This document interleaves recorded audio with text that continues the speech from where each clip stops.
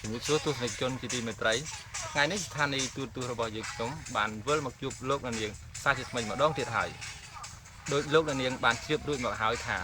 ជារៀងរាល់សប្តាហ៍កម្មវិធីឧស្សាហកម្មនិងកសិកម្មរបស់យើងខ្ញុំតែងតែនាំ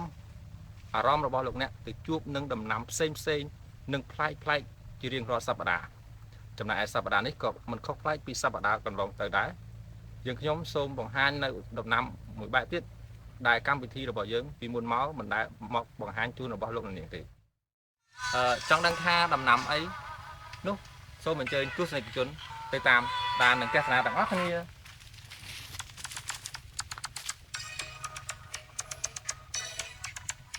កុំលីថា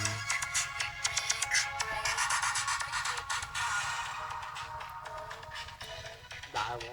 មងបានហើយក៏ប្រហែលក៏វិញបាទលោកនាងបានជៀបមកហើយនៅក្រុមការងាររបស់យើងបានបង្ហាញនៅរូបភាពដល់លោកនាងអំបញ្ញមិញដូច្នេះខ្ញុំបាទជឿជាក់ថាលោកនាងប្រកាសជាស្គាល់ហើយនៅដំណាំដែលក្រុមការងាររបស់យើងបានបង្ហាញអំបញ្ញមិញប៉ុន្តែលោកនាងមិនដឹងថាដំណាំនេះស្ថិតនៅក្នុងតំបន់ណាឬខេត្តណានៅឡើយទេដូច្នេះដើម្បីឲ្យដឹងថាដំណាំនោះស្ថិតនៅក្នុងខេត្តណានោះយើងនឹងទៅជួបម្ចាស់ចម្ការទាំងអស់គ្នាសូមអញ្ជើញបាទចាប់មកបងនេះសួរអូនបាទអូនមានឈ្មោះអ្វីដែរខ្ញុំឈ្មោះទីរ៉ាអូនអាយុប៉ុន្មានឆ្នាំហើយអាយុ19ឆ្នាំ19ឆ្នាំបាទហើយអូនត្រូវជាអ្វីនឹងម្ចាស់ចម្ការនឹងដែរត្រូវជាចៃទៅជាកូនម្ចាស់ចម្ការហ្នឹងអូអញ្ចឹងមានថាអូនជាម្ចាស់ចម្ការផ្ទាល់តែម្ដងអត់ផងអត់ទេហ្នឹងមិនអូនថាអូនជាកូនម្ចាស់ចម្ការអត់ទៅដំណាំហ្នឹងគេហៅដំណាំអីអូដំណាំកៅស៊ូបាទកៅស៊ូហ្នឹងមានអាយុប្រហែលឆ្នាំហើយគឺមានអាយុ7ឆ្នាំ7ឆ្នាំហើយកៅស៊ូហ្នឹងដាំនៅក្នុងតំបន់ណាដែរដាំនៅភូមិចន្ទូបាទខេត្តអីដែរខេត្តពុំចាមបាទហើយកៅស៊ូហ្នឹងគេបើកមុខចាប់ពីឆ្នាំណាមកចាប់ពីឆ្នាំ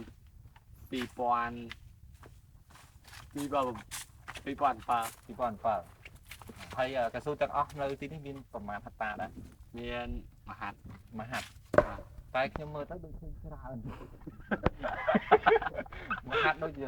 ហូរទេនេះក៏ហោះអីបាញ់ក្រៅគឺគេបានអញ្ចឹងបាទអរគុណកម្មករដែលធ្វើការនៅក្នុងកៅស៊ូហ្នឹងមានប្រមាណអ្នកដែរមាន3នាក់មាន3នាក់ហើយក្នុងម្នាក់តើគេត្រូវជាប្រមាណ100ដើមជា400ដើមដើមបងប្អូនអាចវិភាគអំពីបរិមាណទឹកជ័រជាមធ្យមក្នុងមួយហិកតាបានប្រមាណដែរបានប្រហែល50គីឡូចំពោះទឹកជ័រវិញតើបងប្អូនលក់ឲ្យទៅខាងណាដែរលក់ឲ្យទៅខាងក្រុមហ៊ុនឬក៏ឈ្មួញកដាអាជីវករធម្មតាអញ្ចឹងហើយបងប្អូនត្រូវដឹកទឹកជ័រទៅឲ្យគេឬគេមកយកនៅទីនេះគេមកយកនៅទីនេះអញ្ចឹងហើយគេយកមកយករាល់ថ្ងៃគេយករាល់ថ្ងៃបាទ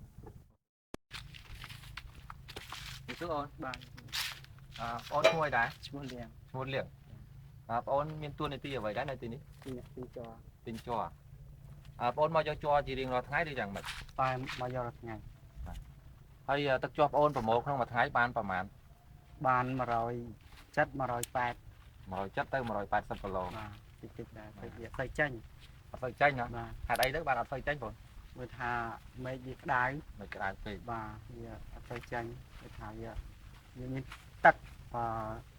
វាមានទឹកគេថាវាទឹកភ្លៀងវាចង់មិនទេចិត្តអត់អីទេអរគុណបងអញ្ចឹងដោយសារតែអាកាសធាតុមានការប្រែប្រួលគឺក្តៅខ្លាំងមិនអញ្ចឹងណាអញ្ចឹងមានន័យថា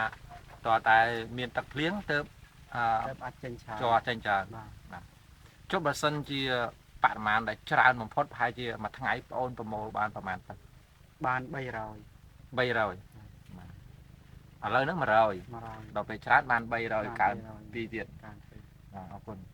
ហើយបងអូនយកទៅខាងណាវិញជ័រហ្នឹងទៅខាងសួងបាទអញ្ចឹងយើងយកទៅដុត DC បន្តឬយ៉ាងម៉េចបាទដុត DC បន្តដូចអញ្ចឹងដែរបាទហើយហាងឆេងតម្លៃទីផ្សារយើងរាល់ថ្ងៃយ៉ាងម៉េចដែរដូចគ្នាខ្ញុំមើលថាទៅនោះបានចិត្តលាស់200ក្បាលកាក់អញ្ចឹងគេឲ្យបងអូនក្បាលកាក់200ណាបាទអញ្ចឹងអរគុណច្រើនណាបងអូនណាថ្ងៃក្រោយជួបគ្នា